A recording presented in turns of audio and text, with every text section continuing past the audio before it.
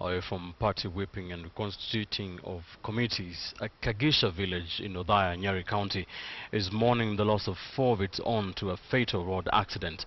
The dead are grocery store vendors at Kagisha market who were coming from Muranga to purchase the day's stock. A tanboy of the truck they were traveling in also lost his life. Karonderi has that story. 4 families in Kagisha village in Odaya are reunited in mourning after they lost their loved ones in a tragic road accident along the Muranga-Nyeri road. The 4 women who sadly lost their lives after the lorry they were traveling in lost control were traders at Kagisha market and had gone to buy groceries for the market days at Kagisha market, which fall on Mondays and Thursdays. The 5 women, Naomi Wanjiko, Lucy Mwehaki, Gladys Washera and Mary Njeri, who were between their late 30s and early 40s, had worked side by side at the market for several years. The driver survived, but the tanboy, Kenneth Nkoroi, died on the spot, bringing the number of the dead to 5. The lorry had also been loaded with market produce that the women had gone to purchase in Muranga. Samuel Kimani, husband to one of the deceased women, Mary Kimani, told of how his wife's routine had been to travel to Muranga to buy the goods and return back to Kagisha market to sell the farm produce. This she had done for over 5 years. Nikuta amezingirwa, nikakuta hata zile vikapu huwa anabeba zimetapakaa huko barabarani. Nikajua hapa sasa mambo sio sawa. In the next family we visited, here the somber mood was also palpable, grieving a mother they would never see again. Walipata ajali ya barabara ambayo kanta moja ilikosa break na ikaanza kurudi nyuma, ikabadilika, alafu ikaamuka. Sasa ilikuwa inarudi nyuma, ilikuwa inawatoa mmoja kwa mmoja nje na kuja kuwakanyanga. The grief too much to bear for the 4 families that had been dealt quite a huge blow. The entire village thrown into mourning. Nilikuwa shule, kufika huko ndio nilirun. Tumelose our sister and the feet so akona. 2 other victims of the road accident are recuperating at the Nyeri Referral Hospital. Madhya Deputy County Commissioner Charles Laboso said the truck was loaded with farm produce and it had not been authorized to carry passengers. Carol Derry, KTN News, Nyeri County. So a ton of events for those families. Back to matters politics. Just under a week before the kickoff of the scheduled month-long biometric voter registration exercise, the Coalition for Reforms and Democracy Code is demanding that the exercise be conducted at the polling station level. But the electoral body IEBC says the mass registration set to start on February 15th can only be at the ward level owing to budgetary constraints. The court position came during a joint parliamentary group meeting bringing together the coalition's affiliate parties with the agenda of mapping out strategies on how to counter the ruling coalition ahead of next year's general election. Samogina reports. With the reopening of Parliament coming against the backdrop of a chaotic show put up by the opposition in the last session, CORD now says it is ready to put Jubilee in check and clip the runaway tyranny of numbers in passage of crucial laws in the House. Upstaged by the tyranny of numbers, the opposition decimal performance was reduced to staging walkouts and protests in the National Assembly.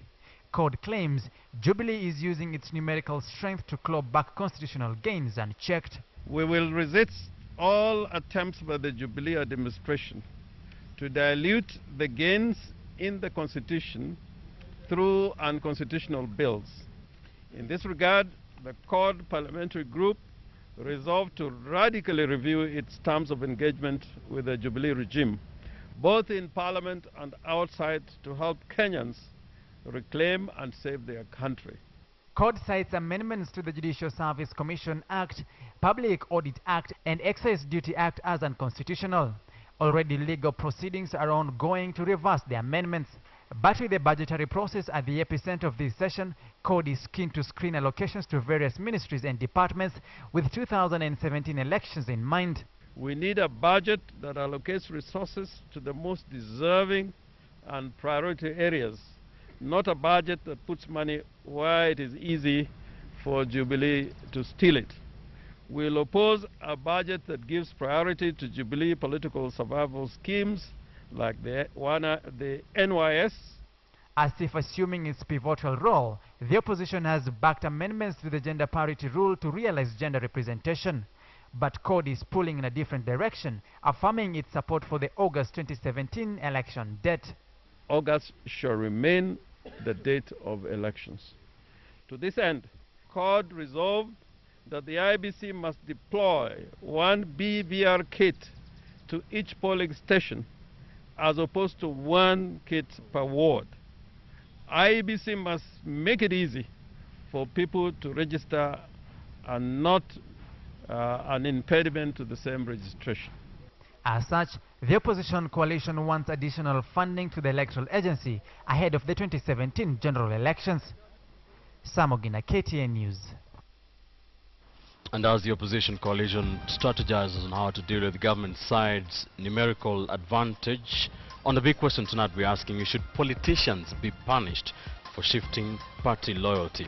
Very quickly, Michael Olukoya says, yes, Political Parties Act number 11, 2011, section 14 says party hopping is tantamount to resignation and they should in fact lose seats. Daniel Loba says, big no, there is no loyalty in politics. A man eateth where he worketh. Jane Manyumba says, it is an insult to the ones who voted them in, resign and seek fresh mandate. Enoch Tipane says, no, why should they? And everyone has a right to ditch any party for another. Keep the SMSs and the tweets coming. You're watching KTN Prime. Thank you for staying with us. We have much more for you after this quick break. Stay with us.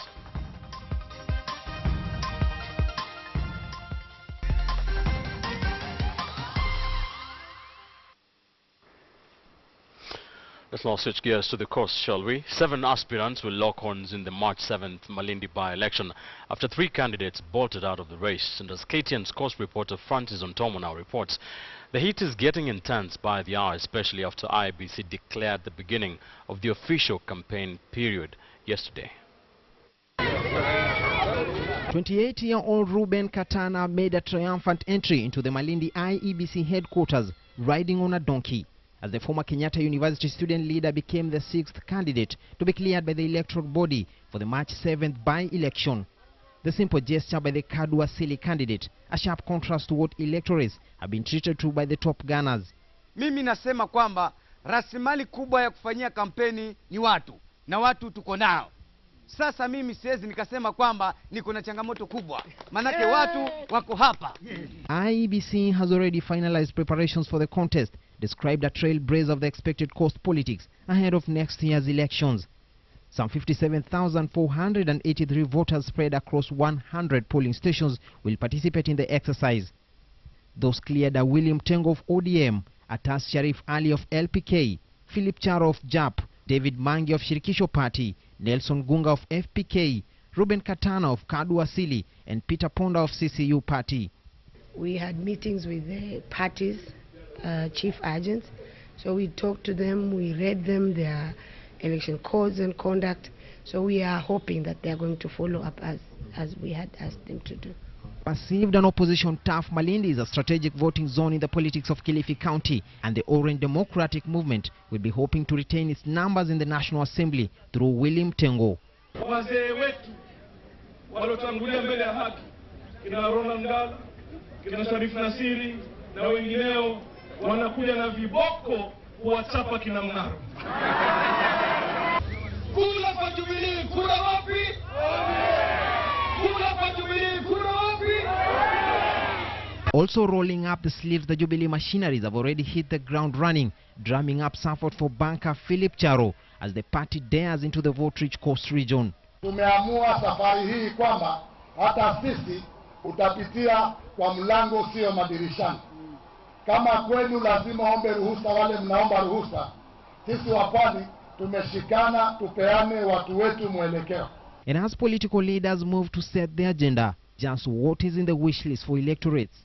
Pesa za wakina mama za wazee zile zinatolewa kwa miaka 60 kuendelea. Kuna mama wengine hawapati, na hiyo pesa hata ikipatikana wanaambiwa mpaka waachie shilingi 1,000 kwa chief. Tunao watoto wengi sana ambao wamekwamia maeneo ya kwenda university lakini hawakuweza. Tukiangalia hivi wale ambao tunawachagua kusema kweli hawajali kuona kwamba university mtoto anaweza kunufaika. For the next 1 month, political observers will train eyes on the Malindi affairs as the battle for numbers intensifies. Months to next year's general election, and this particular contest is expected to set the tempo for the region. Both the bigwigs and the smaller party all exuding confidence of a blockbusting finish. Francis Ontomwa, KTN News, Malindi, Kilifi County. Another tug-of-war contest between God and Jubilee, and our course team is on standby to give you the most qualified reports and analysis. Now, his story can be equated to the biblical story of chief tax collector Zacchaeus, who climbed on top of a tree to attract Jesus Christ's attention. After all, Kisumu's Philemon Awanga forced his way through the hundreds of people waving at President Uhuru Kenyatta when he toured the lakeside city. And KTN's Victor Ogali now reports on what transpired thereafter. Akatoka kwa gari yake na hiyo peding ya juu, akaanza akaongea. Sasa vile alimaliza speech yake, akwenda kuenda, ndo kuna watu wakaanza kumsalamia. Nikaanza kushout na jina yake, nikimuinda rais mara karibu mara 4. Ndio akaangalia nyuma, akanifanyia hivyo, akaniita. So wakati nilikuwa nakimbia nikienda kwake, ndio security nilikuwa hapo wakaniblock kwanza. Ndio rais kwa hiyo uti yake tena akawaambia achana mimi nikuje. While the rest of Ubunga residents thronged to listen to Uhuru's speech, one man was on a mission to seek his attention in a bid to change his life. Philemon is the last born in a family of 6. He graduated in 2015 from the St. Paul's University with a degree in community development and has since returned to Kisumu after making numerous attempts to get a job. None has succeeded. Akaniuliza, you Philemon Awanda Nyagaya, are you Philemon kwanza kujua hiyo the other names hapo wanazojua ni Philemon nikamwambia. So ndio nikamwambia ya Philemon. Akaniuliza kama nilikuwa Kisumu County wakati kama unamwambia uliongea rais, nikamwambia nikasema Uhuru Kenyatta, akaniambia please don't call him like that, I prefer to him as the president. Nikamwambia I'm very sorry. Okay, just stay in the line, he'll get in touch with you. Sawa. After a few minutes nikasikia sauti, ati habari Mr. Philemon. Mzuri sana. Nikasema yeah, the president. Nikasema hii sauti najua hii ni Uhuru rais.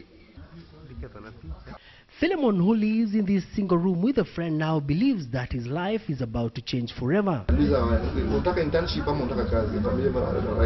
Niambia rais nataka kazi. Ndio akasema okay, sasa akaniambia someone will be contact you shortly. So after hiyo tena nikapata message kinaniambia the CS Cecily Kariuki has asked me to SMS you my email so that in email you receive your other particulars. It is at this place that Philemon received a call from State House, a call that he believes will forever leave a mark in his life after he had a chance to have a chat with His Excellency the President, an opportunity earned through his bravery and courage.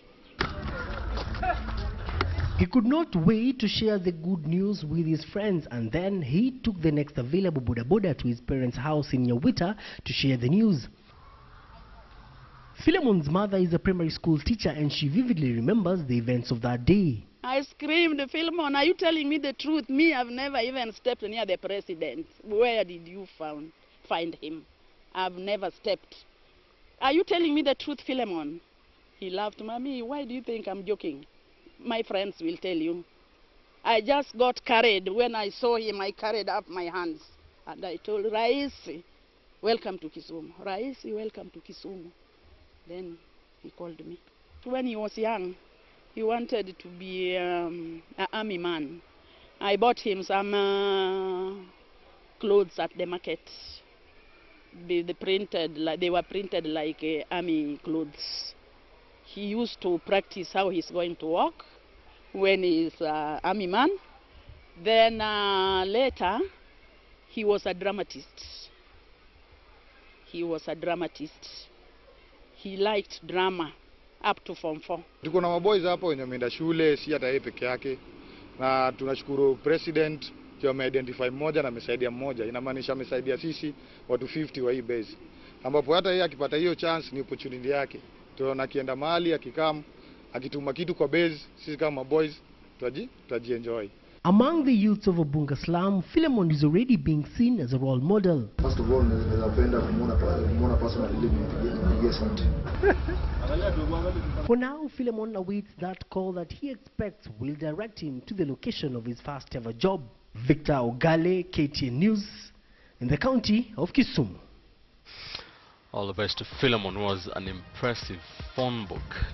Now, after the break, we have details of a forensic audit commissioned at Kenya Airways against the backdrop of a 10.9 billion shillings half-year loss. Stay with us. This is KTN Prime.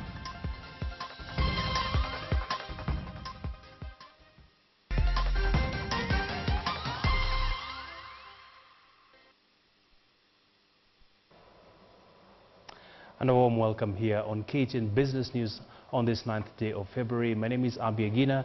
Time to bring you up to speed with the latest from the world of business. National carrier Kenya Airways has commissioned a forensic audit into its operations as it seeks to iron out kinks that have led into a loss of making territory. Currently sitting on 10.95 billion shillings half-year loss, the airline is looking to identify weaknesses in its operations and systems with a view of breathing life back into operations. KTN's Michael Karanja has more. When it was unveiled, Kenya Airways' ambitious 10-year expansion program looks set to take the airline into the stratosphere and compete with the big boys in the aviation industry. Fleet modernization, route expansion and a general facelift of the airline were all measures that gave Kenya Airways a competitive advantage in a highly competitive industry. But many observers say the airline failed to take into account changes that could disrupt its plans. The economic slowdown in 2013, escalating oil prices, and what now appears to be a hemorrhaging financing model all worked against the expansion plans dubbed Project Mawingu. Caught in the eye of the storm, KQ announced a historic 25.7 billion shilling loss for the full year ended March 2015. In December, Kenya Airways hired American consultancy firm McKinsey to implement a 24-point turnaround strategy to lift it into calmer headwinds. And now the board has hired Deloitte Consulting to perform the forensic audit, which will support the improvement of Kenya Airways' systems, processes and activities.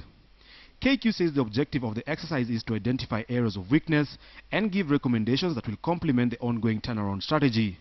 The airline is also close to appointing a transaction advisor to develop a favorable financing model. The national carrier is currently saddled in debt, with long and short-term loans currently at 157 billion shillings as at the end of September, a burden that has weighed heavily on the cash-hungry airline. Kenya Airways is seeking a 60 billion shilling bailout package that it believes could give it breathing space to return to profitability. Michael Karanja, KTN Business. Well, from that story, I want to take you to the county of Mombasa, where a lot has been happening at the Kenya Ports Authority. Kenya Ports Authority Managing Director Gishiri Ndua has been fired alongside 4 other top officials. The move is expected to weed out rampant corruption at the port. The recent development is seen as a massive shake-up at the authority, which has been grappling with issues of inefficiency as well as massive inflow of contraband goods. A tough-talking James Macharia, the Transport Cabinet Secretary, says the drastic changes follow negligence of senior managers in handling operations at the port. Here's the latest from that. The port of Mombasa is arguably East Africa's largest container handling facility, with a capacity of over 1 million containers shipped in each year. The port stands as a key revenue earner, as well as a strategic gateway for imports and export goods. A rising concern has, however, docked at the port.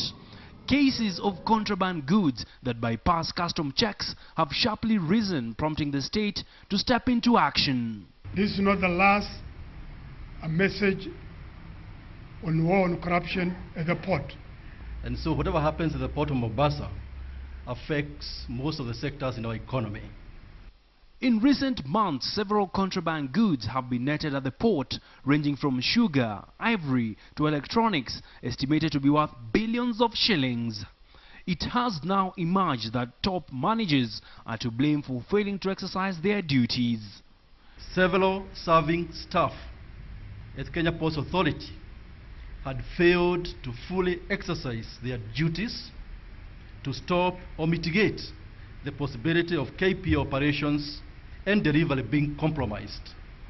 Several changes were announced set to see key top managers bite the dust. The board of Kenya Ports Authority made the following resolutions: to allow the managing director, Mr. Gishiri Dua, to proceed on terminal leave pending the expiry of the term of his contract in July 2016.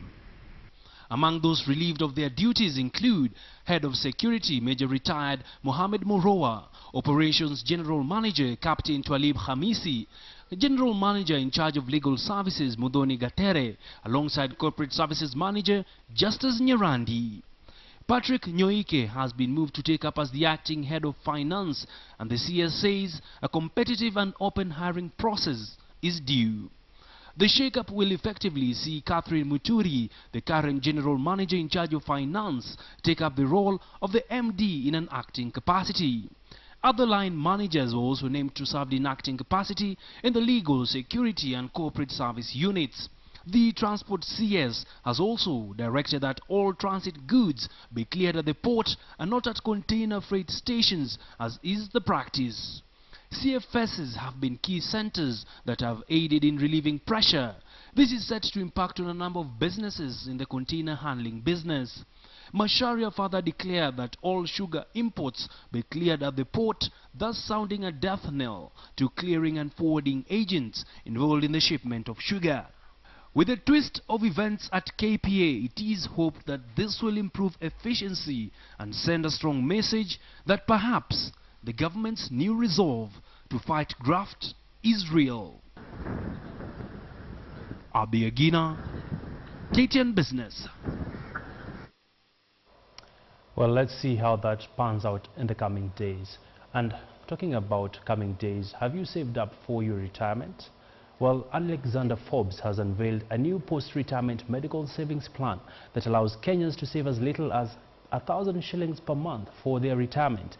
According to statistics by the firm, medical costs are 60% higher after retirement due to health issues. In Kenya, only 3 insurance companies offer retirement packages that allow customers to save after retirement.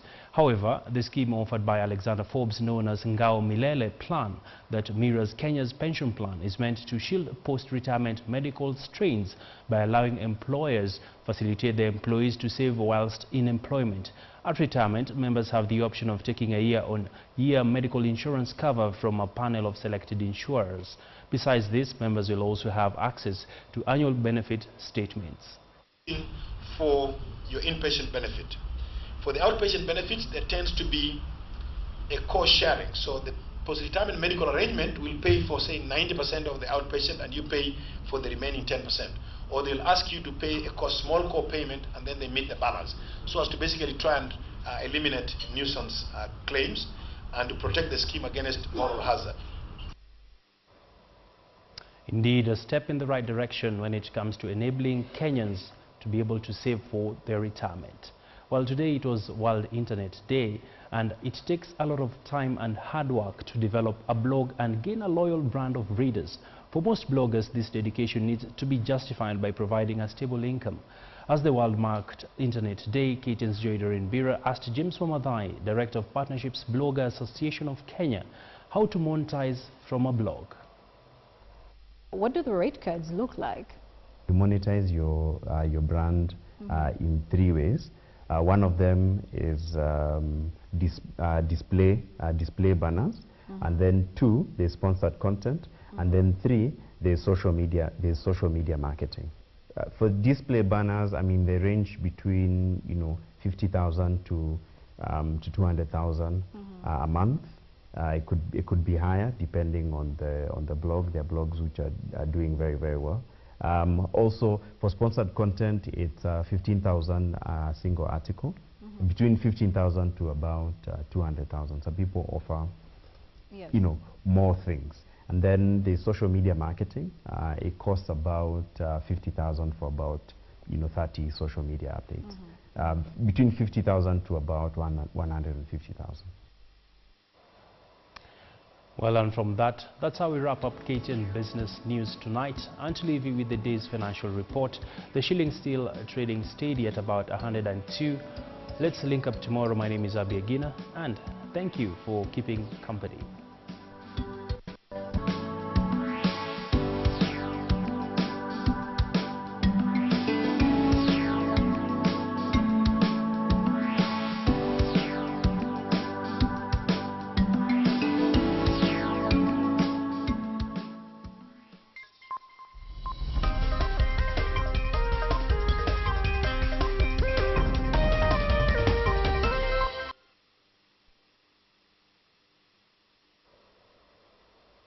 Well, a very good evening and a warm welcome to tonight's edition of KTN Sports. My name is Lynn Washira. We kick off the bulletin in matters Harambee Stars, where Cabinet Secretary for Sports, Culture and Arts, Dr. Hassan Wario, honored a date with the Senate Labour Committee that had summoned him for questioning of alleged mismanagement of the national soccer team Harambee Stars.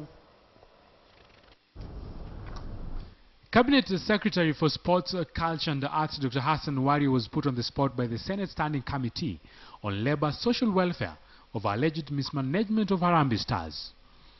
Harambee Stars was stranded at the Wilson Airport for more than 9 hours for the trip to Cape Verde, and in explanation, the Cabinet Secretary laid blame on Football Kenya Federation. The full responsibility lies with FKF. They need to explain to us what happened between the time they were given the money and up to the time the team flew. We have supported the Harambee Stars and will continue supporting them, but it is the management of Harambee Stars that has let them down. Before the said trip to Cape Verde, on 13th of November 2015, according to Wario, the government wired 17 million Kenyan shillings, 241,842 to the FKF's account. This is after FKF had produced invoices worth 7.7 million Kenyan shillings, saying that they were in the process to secure return air tickets from Air Mauritius for the team, something that did not happen. But actually, that was not all. More money came out from the ministry for the said trip. So the ministry then had to look around and try to see how they can facilitate, because now the players were waiting. And everybody was concerned about their travel. So the ministry then was forced to remit to FKF another 9.87 million Kenyan shillings for them now to pay the chartered aircraft that they had already given, because there was no other way out. Even if we cannot go beyond a certain area, we cannot, for instance, go and just manage Harambee Stars, even if the need is there. Stewart Madzao, the chairman of the Senate's Standing Committee on Labour and Social Welfare, has directed the Sports, Culture and Arts Ministry to provide a document that support the allegations. The committee planned to question Sam Nyamoya and Nairobi Senator Mike Sonko, who is also expected to present documents he said show massive theft in the federation. Moses Wahisi, KTN Sports. And away from football, the Kenya National Sevens team head coach Benjamin Ayimba expects Shujaa to keep the momentum going to the last legs of the World Sevens series after Kenya bagged 22 points in the third and fourth legs of the series. The team, which jetted back into the country Tuesday morning, will now shift focus to the Las Vegas leg that is set to go down early next month. The Kenya National Sevens team outing in the third and fourth leg of the World Sevens Series saw Shujaa bag a maximum of 22 points, 10 more points than what Shujaa had accumulated in the two legs in 2014. Shujaa's exploits that saw Kenya make the main cup quarter-finals and finish on the 8th place on the standings has head coach Benjamin Ayimba in full praise of his boys for hitting their targets as they landed back in the country Tuesday morning. We achieved the points tally that we wanted to get in both tournaments, or actually overachieved, because we're looking at about 15, because that was a modest target, but we got 22. So in terms of points, we've got it sorted. In terms of combinations, now we're only getting mature. We are back to the Kenyan way of playing, expressing yourself, running a running game. So it's really fun because we are doing what we enjoy most. The head tactician is ever warning Kenyans of having high expectations from the team. He believes his focus is to build on what the team has achieved on the first 4 legs as he seeks to move up the world standings. the problem about building a team and giving it too much pressure also is that it crumbles before it really is mature. So you'll see a lot more quarters before we start consistently seeing semis. So let's build it. Let's get ourselves out of the mud first. From number 13 now we're a very strong 8. And at least we are top 8, and the coach said you are aiming to be top 5. So we're on a good path to attaining that. With most teams using the series for Olympics, Ayimba is yet to decide on the squad that will make the Rio masterpiece. Rio is a far cry yet because, like I told you, there's 3 more combinations to try out. We'll probably try them in Vegas and Vancouver. Once we do that, then we'll have a rough idea. Kenya has been pulled in Group A alongside Wellington and Sydney Sevens winners New Zealand, Russia and Portugal. Robinson Okenya, KTN Sports. In volleyball, the national volleyball women's team, the Malkia Strikers, depart Wednesday morning for the Olympic qualifiers in Cameroon amid financial crisis that could affect their performance. The team that was unveiled today travels to Yaoundé uncertain of the accommodation arrangements during the qualifiers. Their 4.5 million residential training expenses were taken care of by the National Oil, who are the team sponsors, while the National Olympic Committee is expected to fund the team's travel and accommodation expenses. Malkia Strikers travel for Rio qualifiers as the reigning African champions, but they will have to contend with opposition from 17 other African countries in a tournament where only one slot is up for grabs. 2008 and 2012 Olympic representatives Algeria, African giants Egypt, Tunisia and host Cameroon are expected to be Kenya's stiffest competitors in their quest for the Rio Games. And moving on, the National Olympic Committee of Kenya, NOC, has refuted claims by a section of international media that Kenya would pull out of the Rio Olympic Games due to the Zika virus threat. There were claims Tuesday afternoon that NOC chairman Kipchoge Keino had confirmed Kenya will not send a team to Rio.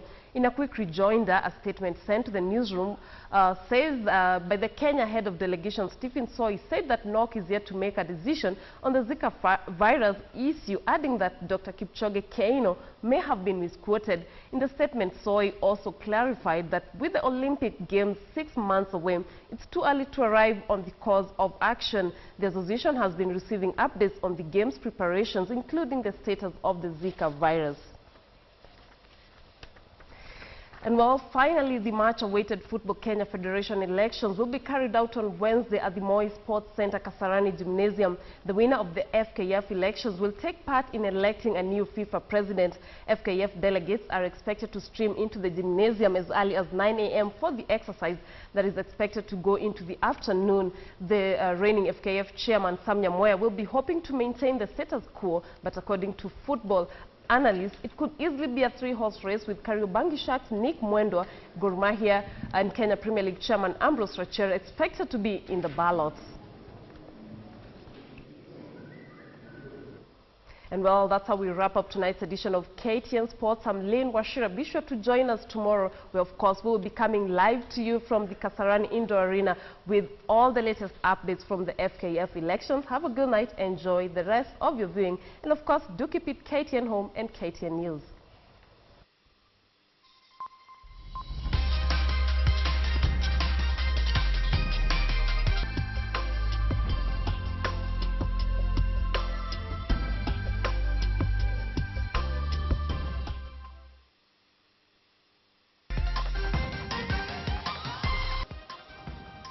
Right, on the big question tonight, we are discussing party hopping. The Registrar of Political Parties has said that weak laws curtail her office from disciplining the so-called party hoppers.